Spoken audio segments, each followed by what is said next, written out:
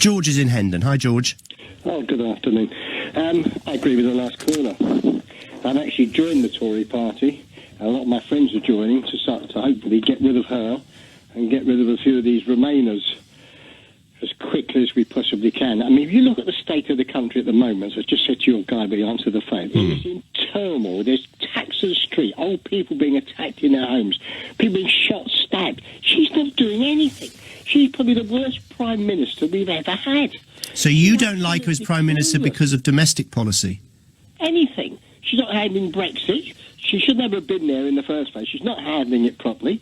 I think the EU, as the guy said before, Frederick Forsyth actually did an article. He said there's tens, if not hundreds of billions missing every year through direct or indirect fraud and corruption. It's the most corrupt organisation ever envisaged on this planet. And I want out of it and away from it as quickly as possible. But be honest with you, between all three parties, as I said to the guy before, you couldn't even put together a decent coalition between all three of them. So let me ask you this. I think I know what the answer is going to be. But do you think, because the vote was 52 to 48, she should make any concession, because it's such an important decision? Do you not think she should make some sort of concession to all those who'd like to remain, and that's exactly what she's doing? Or would you just say, "Oh, stuff them, they lost"? Remain because of Project Fear. They were petrified this is going to happen. They're literally World War III. Cameron told us we were going to be millions unemployed. If there's another vote today, I think more people than ever will vote to leave, the way the European Union tried treating us. I think they're dark. And you don't think that more upheaval would actually send the wrong message to Europe and make our negotiation position weaker? I don't want to negotiate with them. Just leave. No deal. Gone. No. World Trade Organization, Canada manages, America manages, China manages, all the rest of the world manages. They are the tiny percentage of world trade through them now. Right. So technically, WTO rules, I've mentioned this before, cover transport, but they don't cover aviation. So technically, if we leave without a deal, we won't be able to fly planes to Europe. Absolute nonsense. There's a world thing about planes going over different countries. American planes go over there, Canadian planes go over there, Chinese, Russian planes. That's absolute nonsense. Another part of nonsense from projects. What about the 37 million packets of medicine we get from the EU every single month? That would dry up.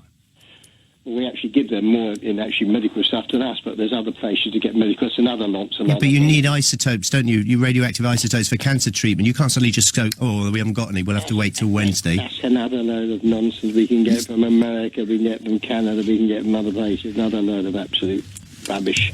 Everything is this Project Fear. What it's all about, all these MPs want to stay out in the... Do you not believe... OK, let me ask you one thing. If there's a no deal, do you think that there will be chaos at border controls? There will be they have to be stricter, don't they? They have to be. You can't just say, oh, well, carry on. How did we manage before for 1,000 years? I wonder how we managed. I don't know. How did we manage for 1,000 years? But we've only been in them. It's only been these rules last 30 years. How did we manage before? I'm not talking about leaving Europe. I'm talking about leaving suddenly at 11 o'clock on the 29th of March with no deal. That will trigger some chaos. Do you not think? There might be a little bit about people to start with. I'm sure it will work out. Fair enough. I admire your confidence. Thank you very much indeed, George. John's in Forest Hill, just talking about our previous caller. Is there any possible Brexit-related problem? Project Fear. I'm fuming at your last caller. So nonchalant. Everything will be okay because it will be, is not a policy.